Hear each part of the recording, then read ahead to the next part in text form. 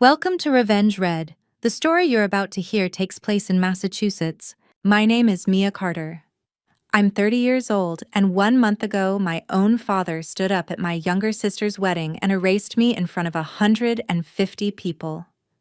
I was standing in the back of the ballroom, behind the videographer's tripod, doing what I always do at family events, staying out of the way and pretending that didn't hurt. When my father picked up the microphone for his speech, I had this ridiculous hope that maybe, just this once, he'd remember he had 2 daughters. Out of habit, I flipped my phone to the voice memo app and hit record. That reflex, more than anything, is the reason you're hearing this story now. He tapped the glass with his fork. "To my daughter," he said, and my heart actually lifted for a second. Then he laughed. "I should say, my only daughter. This amazing woman up here is the pride of my life. That thing standing in the back?" He gestured vaguely toward me as hundreds of heads turned. "That was just a mistake I made 30 years ago. Honestly, we should have given her up for adoption when we had the chance." The ballroom erupted. Some people laughed because they thought it was a joke. Some because everyone else did. A few looked away, embarrassed. No one stopped him. No one told him to sit down. I didn't cry. I didn't scream. I looked my father straight in the eyes, then slowly swept my gaze across the faces that had just watched my public execution and decided it was entertainment. Then I turned, walked out of the ballroom, through the lobby, and pushed through the revolving doors into cold, wind-whipped rain. On the sidewalk, water soaking through my dress, my phone still recording in my hand, I made myself a promise. This would be the last time they laughed at me without consequences. That night, I made 3 phone calls and sent 1 email that changed everything. 2 months later, my phone would light up with 68 missed calls and messages from the very same people who laughed, all screaming the same question: "What did you do to us?" Before I tell you what I did, how those 3 calls and 1 email turned my father's joke into his worst nightmare, tell me this. What time is it where you are right now, and where are you watching from? I want to see just how far the truth about my mistake of a life can travel.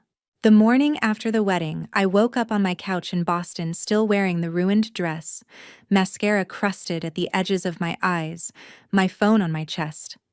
The first thing I did was press play on the recording.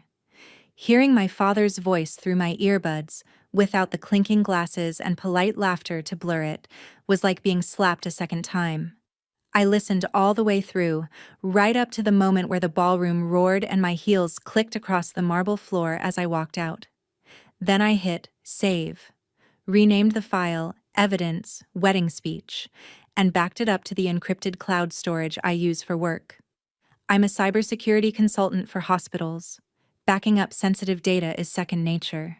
Yesterday, it was patient files and ransomware logs. Today, it was my father's voice calling me a mistake. I'd told myself 1,000 stories to survive the last 30 years. He's old school. That's just his humor. You're overreacting. But listening back, there was no way to soften it. He meant every word. And if he was willing to say that into a microphone in public, what else was he willing to do when nobody was recording? The first call I made that night, standing under that rain, had been to the only adult in my childhood who ever seemed quietly horrified by the way I was treated: my dad's younger brother. To me, he'd always been Uncle Steve.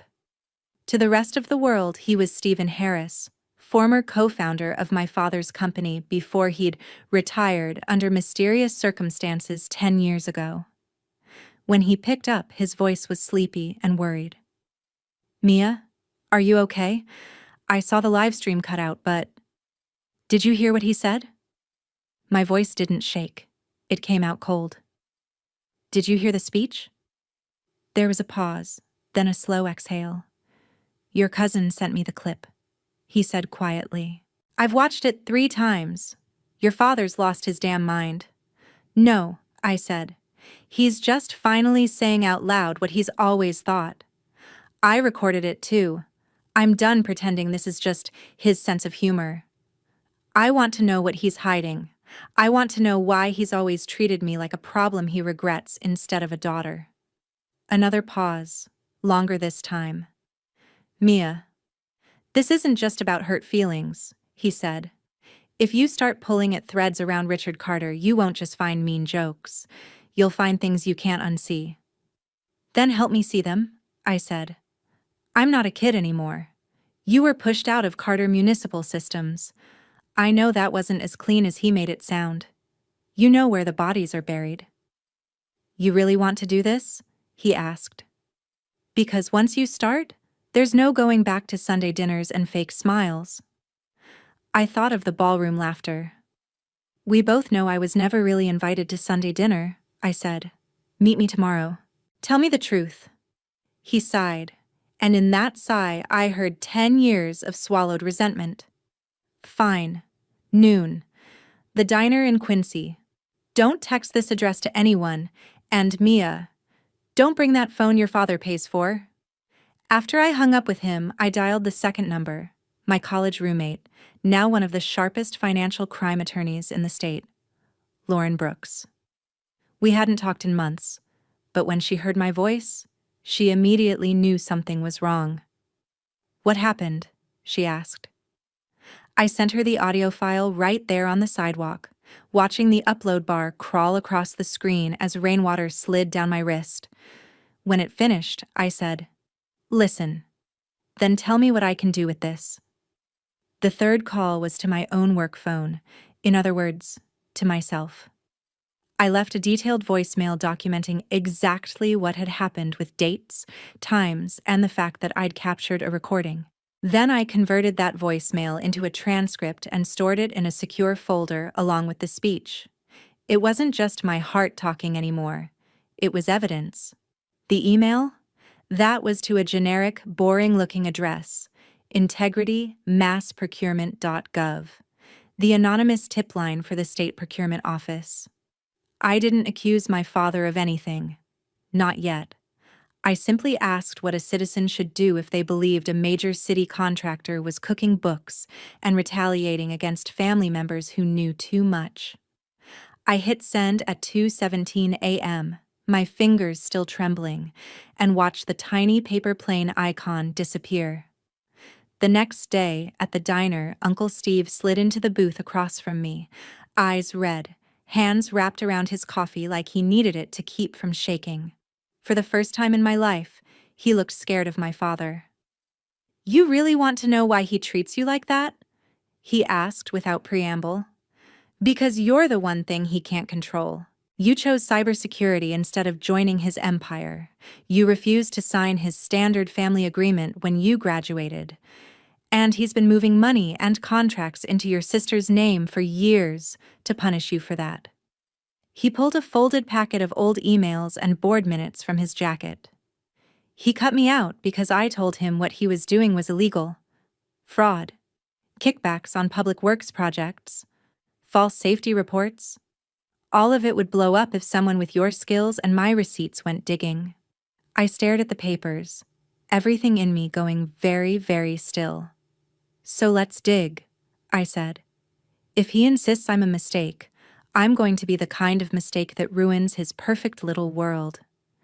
If you were in my place, humiliated on camera by your own father, then handed the first proof that he might be a criminal, would you walk away to protect family, or would you start pulling on every thread you could find?" Lauren didn't waste time. By the afternoon after the diner meeting, we were sitting in a cramped conference room at her firm, the kind with no windows and a humming fluorescent light that made everything feel more serious. I'd already scanned Uncle Steve's documents and sent them to her through a secure portal. She'd read them twice before I even arrived. "Okay," she said, tapping the stack with a pen. "Your father, Richard Carter, runs Carter Municipal Systems. They've had public contracts with the city for 15 years, traffic lights, smart intersections, parking systems. These minutes show he pushed his own brother out right before the company landed their biggest deal. This," she held up a photocopied email, "is a threat. Sign this separation agreement and keep your mouth shut about billing practices, or you'll never work in this town again." "He wasn't kidding," Uncle Steve muttered. "I've been blacklisted from city contracts ever since." My stomach twisted. I'd grown up hearing my father talk about providing for the family, all those late nights, saving the city money. Now those stories tasted like ash. Lauren turned to me. "You work in cybersecurity for hospitals," she said. "You understand logs, metadata, network traffic. If your uncle's right, and your father is double billing or falsifying safety reports, there will be digital footprints everywhere, on email servers, in PDF drafts, in version histories." She leaned forward. "But we do this by the book. No illegal hacking. We use what you can get legitimately through family, public records, and what your uncle already has. Understood?" I nodded. "Understood?" I lied, just a little. We started with what was public. I spent nights after work combing through city procurement databases, downloading every contract Carter Municipal Systems had won in the last decade. I cross-referenced project timelines with news stories about mysterious delays, unexplained outages, and, this one made my blood run cold, a pedestrian death at an intersection where the new smart lights had malfunctioned. At the same time, Uncle Steve requested his own personnel file and board correspondence from the years before he was pushed out, citing whistleblower protections. Some of it came back heavily redacted, but Laura knew exactly which black bars meant someone was hiding something they shouldn't. At her urging, I filed a formal request under the state's public records law for all safety inspections involving Carter Municipal Systems. Weeks passed. My days were filled with hospital security audits and employee phishing trainings, my nights with spreadsheets and PDFs, highlighter marks littering my kitchen table. The more I dug, the more a pattern emerged. Change orders signed on Fridays at 4:55 p.m., doubling the cost of projects without clear justification. Invoices for consulting services paid to shell companies with no websites, all registered to a P.O. box near my father's office. Repeated notes from city engineers about pressure from vendor to sign off quickly. Every time I connected a dot, I heard his voice again. "That thing in the back? Just a mistake." One afternoon, I opened a spreadsheet showing the distribution of company shares. That's when his favoritism became more than emotional, it became financial. 5 years ago, my sister Hannah had been gifted a 25% stake in Carter Municipal Systems in recognition of her contributions to marketing and strategy. My name didn't appear anywhere. There was, however, a familiar signature on a line labeled "Waiver of Future Claims to Family Assets." Mine. Date of the week I graduated college. I remembered the document now. He'd called it a standard form to simplify estate planning and shoved it in front of me at a noisy graduation dinner. I'd signed without reading, too overwhelmed and eager to avoid a fight. My hands clenched around the printout until the paper creased. That night, I sent Lauren everything. "He manipulated you into signing away your rights so he could funnel assets to your sister," she said over the phone. "It's disgusting, but it may also be leverage, especially if we can show a pattern of coercion and retaliation." "Retaliation like humiliating me publicly to make sure I never challenge him," I said.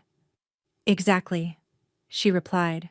We built a timeline: my graduation, the waiver, Uncle Steve's forced exit, the big city contract, the malfunctioning lights, the wedding speech. The line from family joke to weapon became painfully clear. 2 weeks into our deep dive, I got an email from the procurement integrity inbox I'd messaged after the wedding. It wasn't a form auto-response this time. It was from a real person, a compliance officer named Mark Dalton, asking if I'd be willing to speak confidentially about potential irregularities involving Carter Municipal Systems. I stared at the screen for a long time. This was it. The moment where my private, petty-seeming family humiliation collided with actual law. I forwarded the email to Lauren. She called within minutes. "If you talk to them, Mia, this stops being just a revenge fantasy," she said. "It becomes a whistleblower case. Are you ready for that? For subpoenas? For hearings? For your family knowing it was you?" I thought of my father raising his glass, the room erupting. I thought of my mother looking away instead of stepping in, of my sister laughing along so she didn't ruin her wedding vibe. "He decided to make me the villain in his story a long time ago," I said. "If I'm going to be the villain, I might as well be the one who tells the truth." I agreed to the meeting. We scheduled it for 3 weeks out to give Lauren time to prepare. In those 3 weeks, the energy in my parents' house, where I still technically rented the small attic apartment, shifted from chilly to paranoid. My father started locking his home office. My mother jumped every time the landline rang. Whispered conversations died the second I walked into the kitchen. They knew I was up to something. They didn't yet know what, but they were about to find out.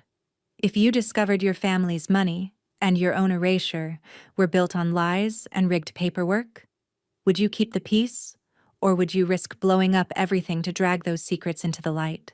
If there's one thing working in cybersecurity teaches you, it's how careless people are with their passwords. My father was no exception. Years ago, when I helped him set up his first smartphone, he insisted on using the same simple password he'd always used. I begged him to change it. He refused. "No one's interested in some old man's emails," he'd scoffed. He wasn't my client, so I let it go. Now, sitting in my attic with the glow of my laptop on my face and the wedding recording in my headphones, I opened a private browser window and typed in the webmail address for Carter Municipal Systems. I hesitated. Lauren's warning about staying by the book echoed in my head. But then I remembered the waiver I'd signed at 22, the way he'd weaponized my trust. He'd never followed rules when it came to controlling me. Why was I still playing nice?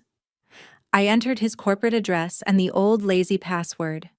The inbox loaded. Hundreds of messages, contract negotiations, forwarded jokes, a few all-staff memos where he congratulated my brilliant daughter Hannah on a presentation.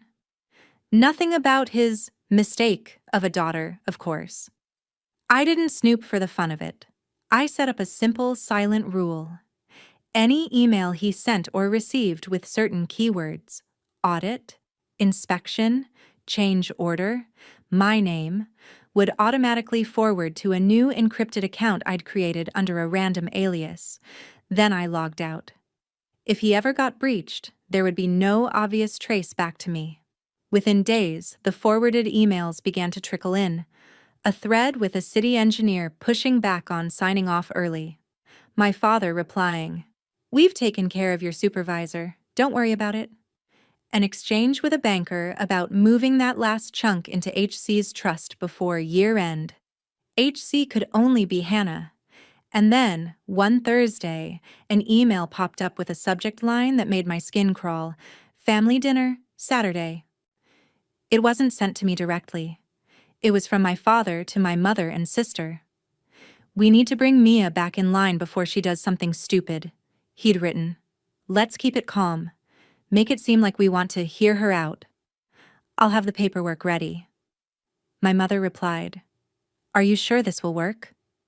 My sister, "It's my first weekend back from the honeymoon, Dad. Can we not make this a war?" My father, "It's already a war. She just doesn't know the rules. Saturday, 7 p.m.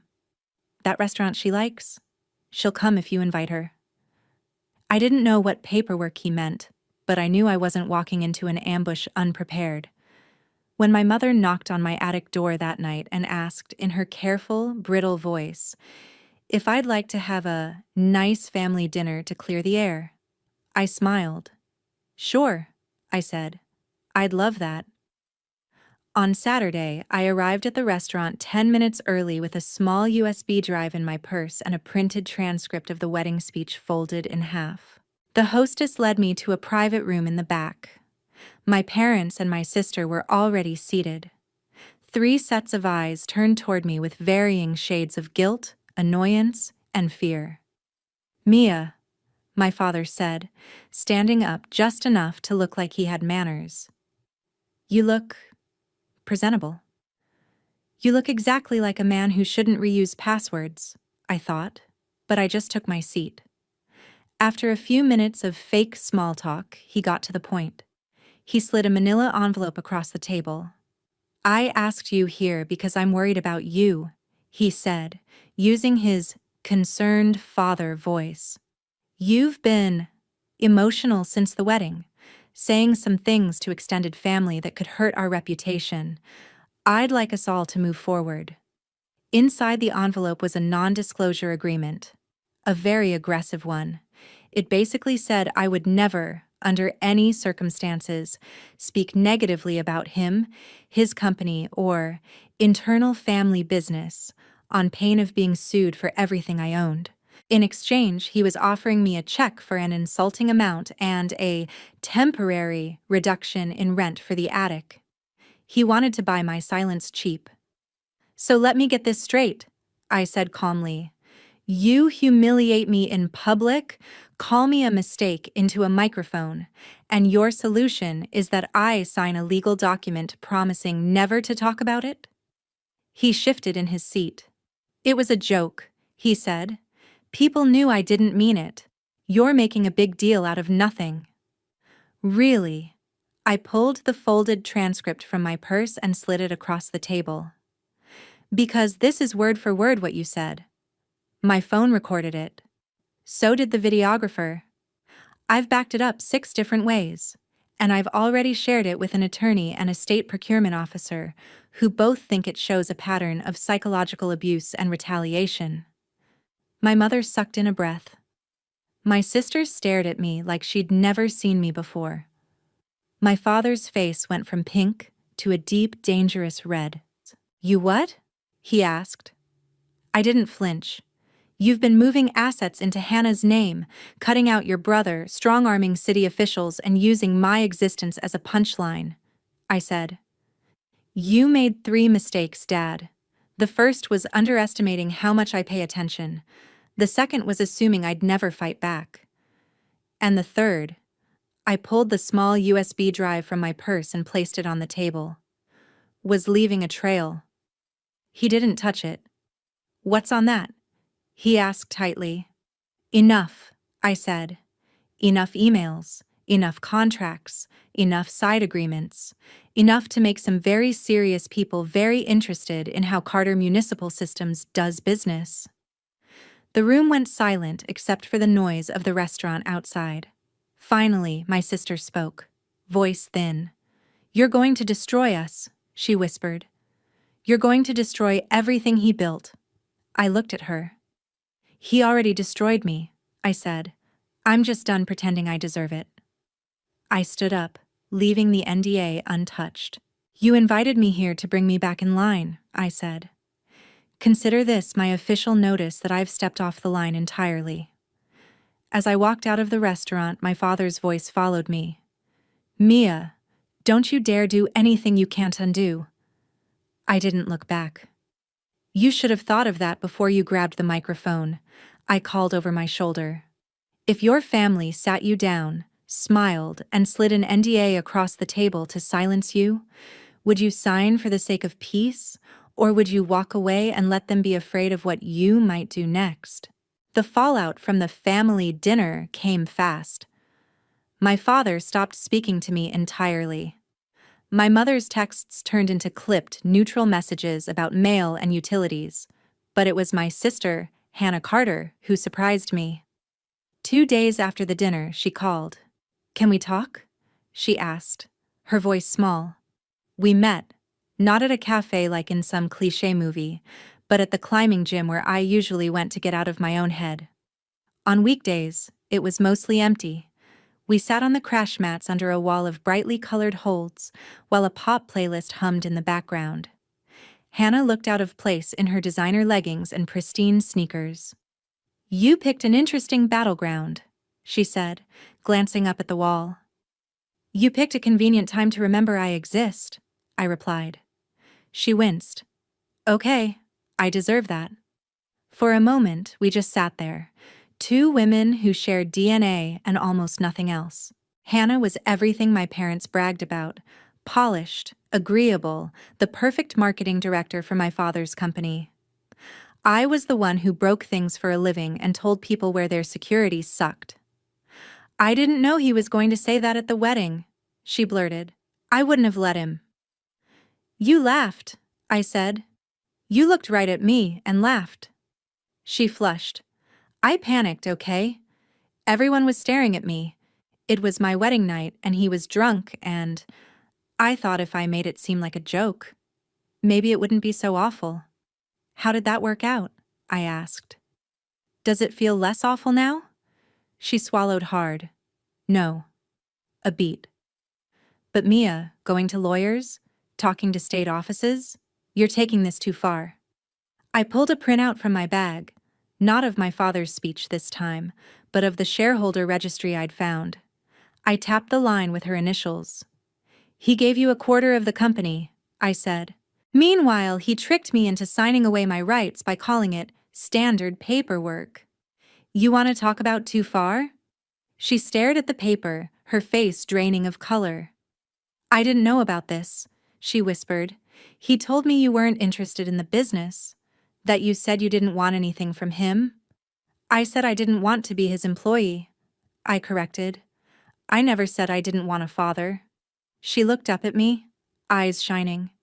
He paid for my wedding, she said. He paid for grad school. When I didn't get that first promotion, he created a position for me. I thought he was just being supportive. He was buying your loyalty, I said gently, and punishing me for not being buyable. She hugged her arms around herself. So what now? She asked. You burn everything down and call it justice? I don't want you homeless, Hannah, I said. I don't want you punished for things you didn't know, but I am done letting him get away with hurting people and hiding behind family.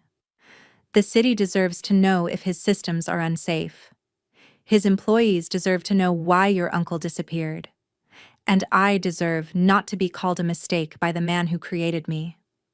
He's still our dad, she said, desperate. He's the only one we've got. No, I said quietly. He's the only father we share by blood. That's not the same thing. We sat in silence for a while, listening to someone fall off a route and land on the mat with a soft thud. Finally, Hannah spoke again. If you go through with this, she said, he'll come for you. Legally, emotionally, whatever he can. He'll say you're unstable. He'll tell everyone this is because you're jealous of me. He's been saying that my whole life, I said. The difference is, this time I have receipts. She nodded slowly, then stood.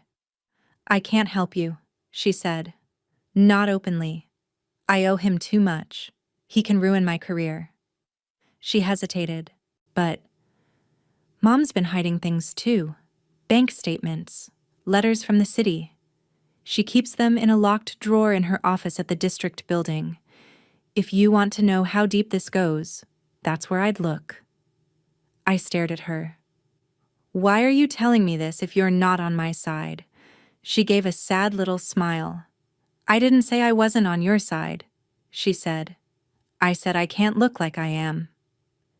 As she walked away, I realized the golden child wasn't as blind as I'd thought, just more entangled. If your sibling told you they couldn't stand with you in public but quietly handed you the key to the next secret, would you hate them for their cowardice or see it as the only courage they can afford? My mother, Linda Carter, had spent her career in education.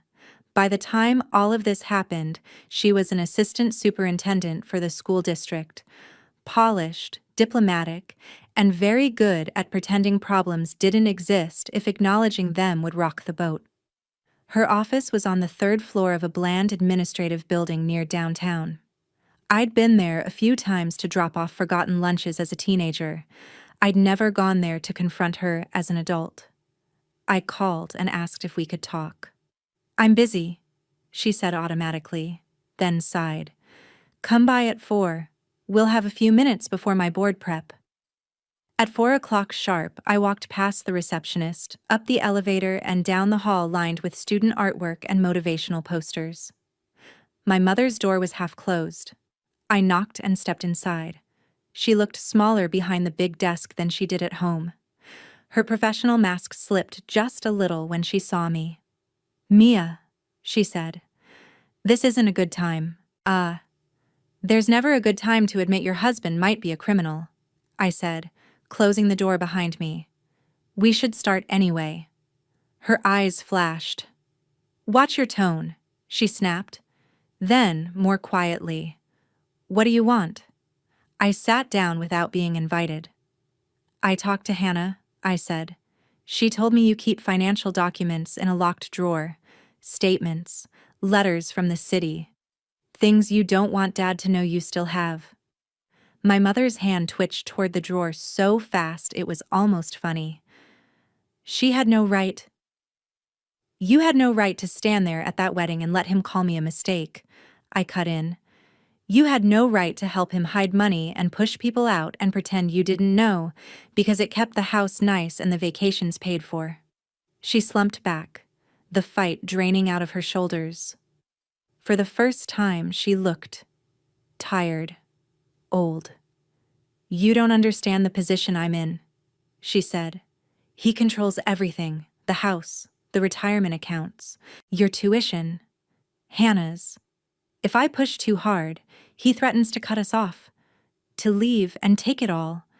Do you know what it's like to build your whole life around someone who can ruin you with one signature? Do you know what it's like to grow up in that house?" I shot back. "To learn that love is conditional and humiliation is just joking, to watch you look away every time he went too far?" Silence hung between us for a long moment. Then my mother whispered, "Open the drawer." I paused. "What?" "Open it," she repeated, voice flat. "If you're going to tear this apart, you might as well see the whole mess." I walked around the desk. She unlocked the drawer with a small silver key and slid it open. Inside were neatly labeled folders: House Refi 2018, College Funds, Carter Municipal, Miss C. I pulled out the last one. Inside were copies of letters from the city procurement office, raising serious questions about billing discrepancies. A warning notice about potential suspension from future contracts if issues weren't resolved. A handwritten note in my father's unmistakable scrawl: "Don't worry, I'll handle this." Underneath those, bank statements showing large transfers from business accounts into a trust with my sister's name on it, and withdrawals from what was supposed to be a college fund in my name. Dates matched major family emergencies I vaguely remembered: sudden trips, mysterious cash-only repairs. "He pulled money from my education to plug holes in his fraud," I said numbly. "You co-signed these?" My mother's signature sat next to my father's on several documents. "He said we'd put it back," she whispered. "He said it was temporary. And you got your scholarship for cybersecurity, so I thought." Her voice trailed off. "It was easier not to think at all." I flipped to the back of the folder and froze. There, stapled to a letter from the city, was a copy of my own waiver, the one I'd signed at graduation. The attached note from my father to my mother read, "Once this is signed, she's off the table legally. Focus on H's stake. She's the future." My mother looked like she might be sick. "I didn't see that note before," she whispered. "He didn't show me everything." "But you saw enough," I said softly. "Enough to know you were choosing him over me." Tears filled her eyes, but she wiped them away angrily. "Do you think I had real choices, Mia?" she asked. "I married him at 22. I didn't finish my degree until you were in middle school. He controlled the money, the mortgage, the retirements. If I left, where was I supposed to go? How was I supposed to take care of you? You were supposed to stop him from tearing me down every time he got bored," I said. "You were supposed to draw a line somewhere. Even if you couldn't leave, you could have said, 'Not my child.'" Instead, you locked the evidence in a drawer and prayed it would disappear." She sagged. "What are you going to do with this?" she asked, nodding at the file in my hands. "I already have a meeting with the state compliance officer," I said. "And Lauren thinks there's a strong whistleblower case. This folder just made it stronger."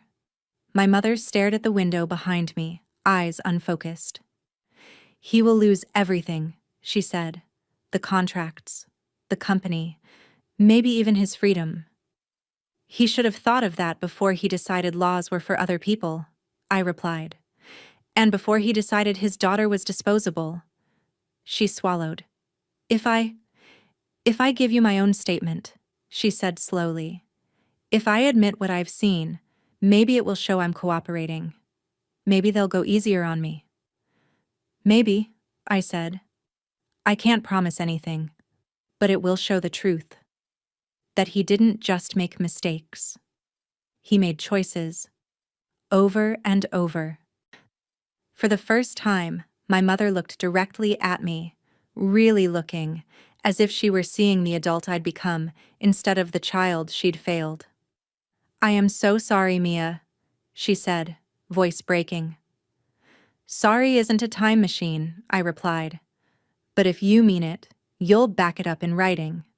That night, in my attic, I added my mother's documents to the growing digital case file and typed up a summary of what she'd told me. Every keystroke felt like hammering another nail into the coffin of the life we'd pretended was normal. If you discovered your parent had looked away from your pain for years because it was easier than losing their lifestyle, and now they wanted your help to save themselves, would you shut the drawer and walk out? Or would you use what they handed you to finally force the truth into the open? 2 months after my father stood up at my sister's wedding and called me a mistake, my phone wouldn't stop vibrating on my desk. It was a Tuesday. I was in the middle of a hospital phishing awareness training when my bag started sliding across the floor from the constant buzzing. During the break, I checked the screen. Dozens of missed calls from Mom, Dad, Hannah, and relatives I barely spoke to. Our family group chat was on fire. Messages flew past. "What did you do to us? They're freezing the accounts. Call your father now." A news alert popped up. "City suspends contracts with Carter Municipal Systems pending fraud investigation." There was a photo of my father in a suit, jaw tight, heading into the state attorney general's office. The quiet whistleblower meeting I'd had weeks earlier, with Lauren at my side and Mark Dalton across the table, was now a full-blown storm. I'd given them everything. The emails, contracts, billing patterns, safety letters, bank statements, my uncle's documents, my mother's files, the waiver, and the wedding recording. They hadn't promised outcomes. They'd simply said, "We'll investigate." Clearly, they had. In the stairwell, I listened to voicemail. My father's message came first, furious. "They raided the office, took the servers. The bank froze our accounts. You've destroyed your own family because you couldn't take a joke." Delete. My mother's was tearful, begging me to tell investigators I'd forced her to open that drawer. Hannah's voice shook as she talked about the frozen trust, the condo down payment, reporters calling her office. "I know you talked to them. Please call me back. I need to understand." I just held the phone and breathed. This was the price of pulling every thread. My father requested a meeting through counsel. We ended up in a small conference room at his lawyer's office. Him and his attorney on one side, me and Lauren on the other. He looked older, edges of his confidence fraying. "You did this?" he said. "You turned a family disagreement into a criminal case." I met his eyes. "This isn't about hurt feelings," I said. "It's about fraud, bribery, falsified safety reports, and using family as cover." The speech just made it easier for me to stop pretending. He tried to guilt me with my mother's situation, my sister's frozen trust, the collapsing company. "In every story I tell, you'll be the ungrateful daughter who betrayed us," he said. I shrugged. You've been telling a twisted version of me my whole life. The difference now is I have my own story and evidence.